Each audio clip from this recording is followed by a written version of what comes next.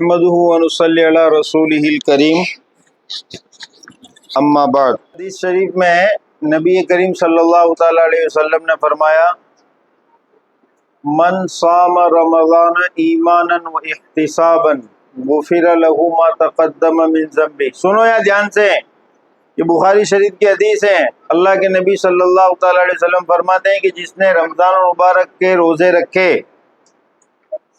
ایمان کی حالت میں اور ثواب کی نیت سے، تو اللہ تعالیٰ اس کے پچھلے گناہ معاف فرما دیتے ہیں۔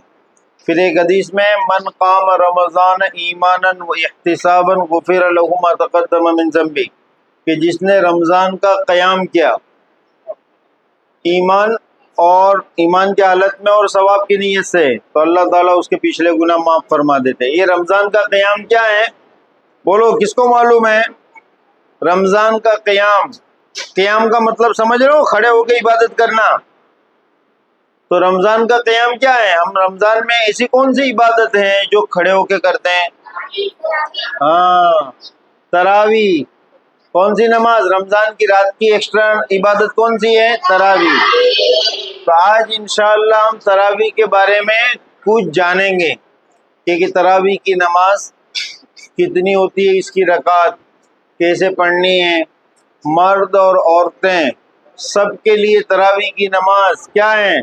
سنت موقدہ ہیں۔ کیا ہے؟ فرض نہیں، سنت موقدہ ہے۔ ہمارے نبی صلی اللہ تعالی علیہ وسلم نے رمضان کے مہینے میں ایک دن مسجد نبی میں نماز پڑھی، یہ بخاری شریف کی حدیث ہے۔ تو ایک صحابی پہنچے تو انہوں نے بھی پیچھے نیت کر لی۔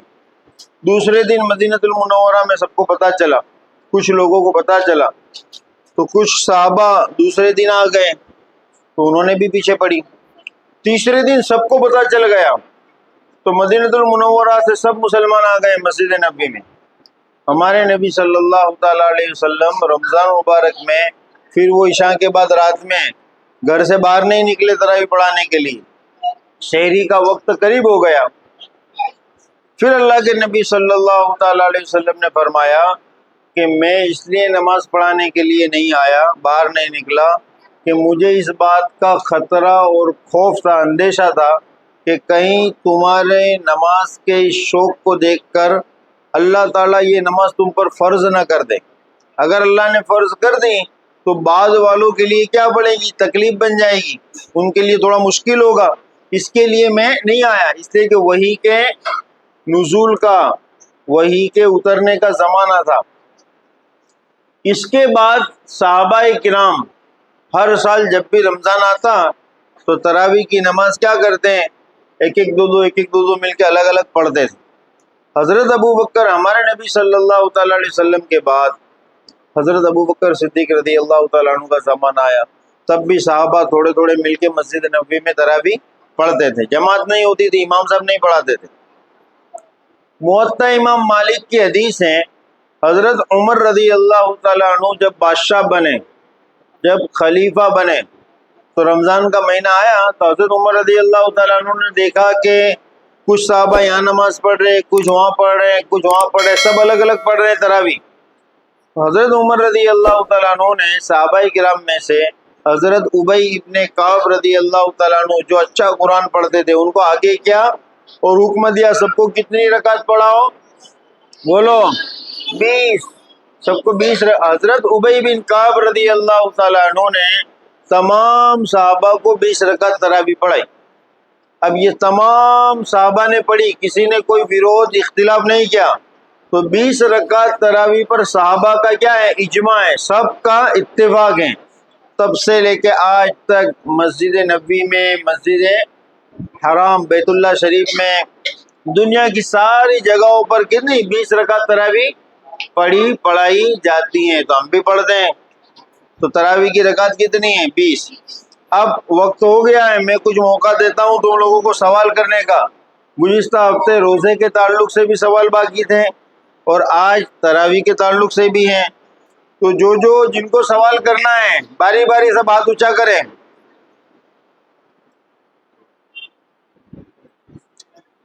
چلو، پہلے نام بتانے کا پھر سوال کرنے کا۔ رک جا،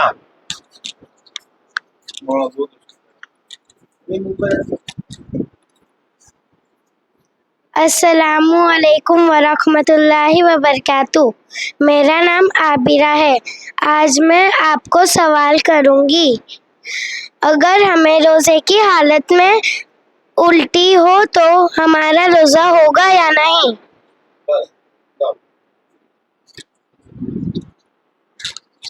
माशाअल्लाह, बहुत अच्छा सवाल है। क्या सवाल किया कि अगर किसी ने रोज़ा रखा और रोज़े की हालत में वॉमिट हुई, उल्टी हुई, तो रोज़ा होगा या नहीं। देखो, बहुत से लोग आज भी ये समझते हैं कि रोज़े की हालत में अगर वॉमिट हो जाए तो रोज़ा क्या है, टूट जाता है। फिर क्या करते, वॉमिट होने के बाद रोज़े को तोड़ देते हैं। हालांकि मसला ऐसा नहीं है। रोज़े की हालत में वॉमिट होने से रोज़ा नहीं टूटता। सुना, रोजे की हालत में वॉमिट होने से, उल्टी होने से रोजा नहीं टूटता।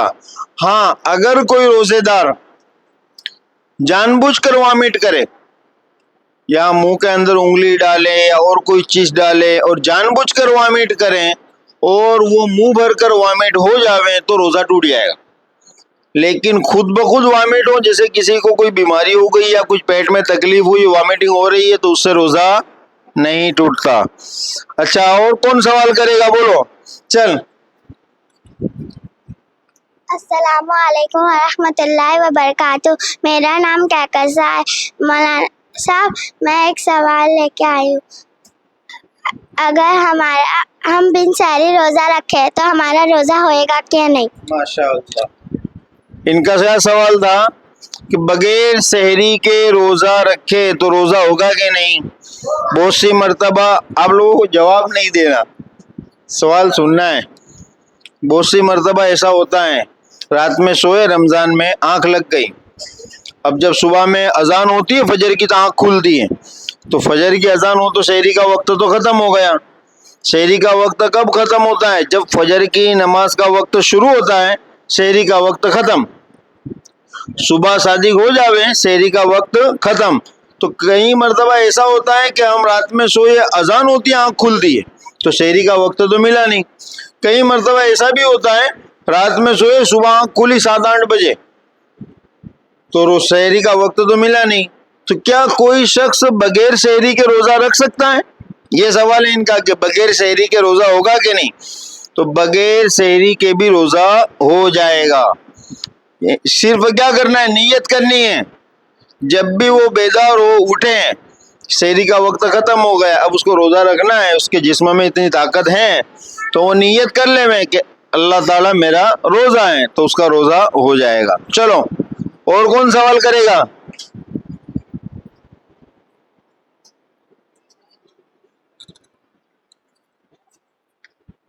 अस्सलामुअलैकुम मुफ्ती मुनीर, मेरा नाम तौहीद है। मैं आपके पास एक सवाल लेकर आया हूँ। तरावी में कितनी रकात होती है, 8 या 20? माशाअल्लाह, बहुत अच्छा सवाल है। तरावी की रकात कितनी है, इन्होंने सवाल किया तरावी की रकात कितनी है, 8 या 20। 8 या 20। तो तरावी की रकात अभी मैंने बताया ना, मुअत्ता इमाम मालिक की हदीस मैंने आप लोगों को पेश की कि हजरत उमर रदी अल्लाह तआला अन्हु के ज़माने में तमाम सहाबा ने मिलकर मस्जिद नबवी में कितनी रकात पढ़ी थी, 20। 2-2 करके पढ़नी है तरावी की नमाज। तरावी की नमाज 2-2 करके मर्दों को बाजमात मस्जिद में पढ़नी है 20, और औरतों को कहाँ, घर पे पढ़नी है। औरतों को घर पे अदा करनी है और मर्दों को मस्जिद में 2-2 करके तरावी की रकात 20 पढ़नी है। मुअत्ता इमाम मालिक की मैंने एक हदीस बयान की। इसी तरह हदीसों की किताबों में और भी बहुत सब हदीसें हैं 20 रकात तरावी पर। लेकिन सबसे बड़ी दलील क्या है, तमाम सहाबाए किराम का इजमा हुआ है। हजरत उमर रदी अल्लाह तआला अन्हु ने जब हजरत उबई बिन काब रदी अल्लाह तआला अन्हु को तरावी की नमाज पढ़ाने के लिए आगे किया, तो हजरत उबई बिन काब रदी अल्लाह तआला अन्हु ने 20 रकात पढ़ाई और किसी सहाबी ने कोई विरोध नहीं किया। अगर तरावी की रकात 20 से कम होती तो कोई भी सहाबी बोलते हैं कि अल्लाह के नबी सल्लल्लाहु अलैहि वसल्लम ने तो इतनी पढ़ी थी, आप ज्यादा क्यों पढ़ा रहे हो, लेकिन किसी ने नहीं किया। हजरत उमर रदी अल्लाह तआला अन्हु के जमाने के बाद حضرت عثمان غنی رضی اللہ تعالیٰ عنہ کی خلافت کا زمانہ آیا، وہ بادشاہ بنے۔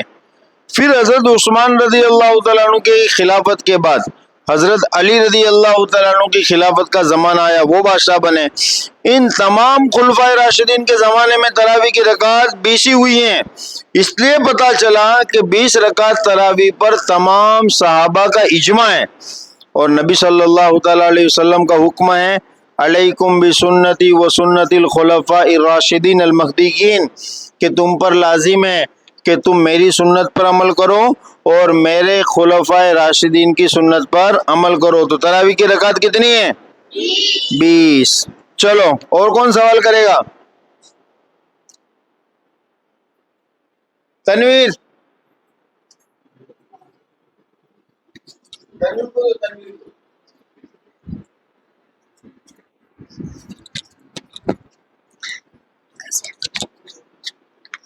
السلام علیکم مفتی صاحب، میرا ایک سوال لے کے آیا ہوں تمہارے پاس۔ وہ جو اپنے روزے کی حالت میں اپنے نے روزہ جان پوچھ کے توڑ دیا تو اپنے کو پیٹ درد یہ سب ہوا تو اپنے روزہ توڑ دے تو اپنا روزہ کھلائے گا کیا نہیں؟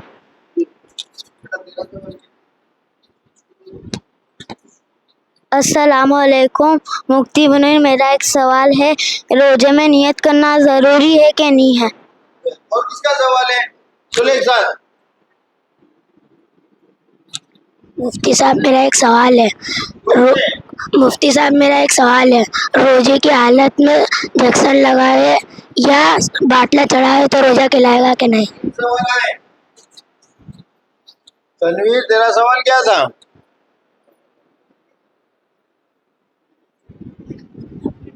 چلو 3 سوال کیے۔ نمبر 1، روزے کی حالت میں انجیکشن یا باٹلا چڑھائیں تو روزہ ٹوٹے گا یا نہیں؟ جیسے کوئی بیمار ہو گیا، روزہ رکھا، بیمار ہو گیا، اب ڈاکٹر صاحب کہہ رہے ہیں کہ بھائی انجیکشن لگانا پڑے گا، یا کمزوری آ گئی، بوٹل چڑھانی پڑے گی، تو روزہ ٹوٹے گا یا نہیں؟ روزہ نہیں ٹوٹے گا۔ انجیکشن لگانے سے، بوٹل چڑھانے سے، خون ٹیسٹ کرانے سے روزہ نہیں ٹوٹتا۔ دوسرا سوال تھا روزے کی حالت میں نیت کرنا، کہ اگر نیت نہیں کی تو روزہ ہوگا یا نہیں؟ دیکھو، ہر عبادت سے پہلے نیت کرنا ہے، نیت کے بغیر کوئی کام نہیں ہے۔ حدیث شریف ہے انما الاعمال بالنیات، اعمال کا دار و مدار نیت پر ہے۔ اب مسئلہ یہ ہے، نیت کہتے کس کو ہیں؟ نیت دل کے ارادے کو کہتے ہیں۔ ہم یہاں پر رمضان میں دیکھتے ہیں کہ جو کارڈ چھپتے ہیں نا، کارڈ کے اوپر دیکھو دعائیں لکھی ہوئی ہوتی ہیں، سحری کی دعا، بعض کارڈ پہ لکھا ہوتا ہے سحری کی نیت، یہ دعا نہیں ہوتی، وہ نیت ہوتی ہے سحری کی۔ کیا ہوتی ہیں؟ نویت بصوم غدین، بعض کارڈ میں لکھا رہتا ہے اللہم اصوم غدا للہ تعالی، اس کا مطلب کیا ہے؟ اے اللہ میں روزہ رکھتا ہوں آئندہ کل کا، غدن کل کا تیرے لیے۔ یہ نیت کے جو الفاظ ہیں، کیا یہ بولنا ضروری ہے؟ یہ ان کا سوال تھا، نیت کرنا ضروری کا مطلب کہ یہ نیت کے الفاظ بولنا ضروری ہے؟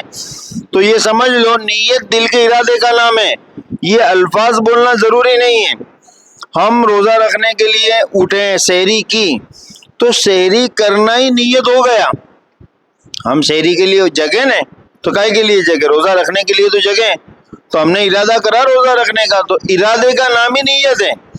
لیکن فقہائے کرام نے، علماء نے لکھا ہے کہ ہماری عبادت ہم کو یاد ہو جاوے کہ اب ہماری عبادت شروع ہو رہی، جیسے نماز ہم پڑھتے ہیں تو ہم تکبیر تحریمہ کہتے ہیں نا پہلے، تو ہم کو یاد ہو جاوے کہ ہماری عبادت شروع ہو رہی، یعنی ہمارا روزہ شروع ہو رہا ہے، کہ میں نے یہاں سے روزہ رکھ لیا، تو بھئی نیت کے الفاظ زبان سے بھی بول دو۔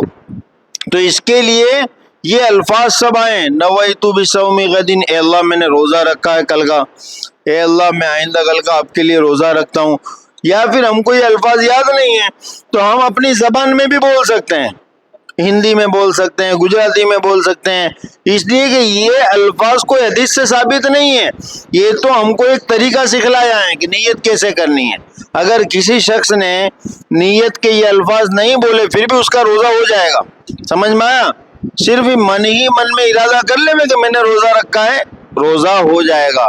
یہ الفاظ اس لیے ہیں کہ عبادت ہم کو یاد ہو جائے, اسی لیے لکھا ہے کہ یہ الفاظ ضروری نہیں ہے, جو بول لے تو ٹھیک ہے, نہ بولے تو کوئی حرج نہیں, کہ نیت کے الفاظ بولنا مستحب ہے لیکن نیت کرنا ضروری ہے. تیسرا ایک سوال, تہجد کی رکعت کتنی ہے؟ تنویر, کون سا سوال تھا تیرا؟ تہجد کی رکعت کتنی ہے؟ جیسے میں نے ابھی بتایا نا کہ تراویح کی رکعت کتنی ہے؟ 20. تو اب ایک سوال آیا کہ تہجد کی رکعت کتنی ہے. دیکھو, سال کے 11 مہینے ہم جس کو پڑھنی ہے وہ تہجد رات میں اٹھ کے پڑھتا ہے, تو رمضان میں بھی تو تہجد کی نماز ہے.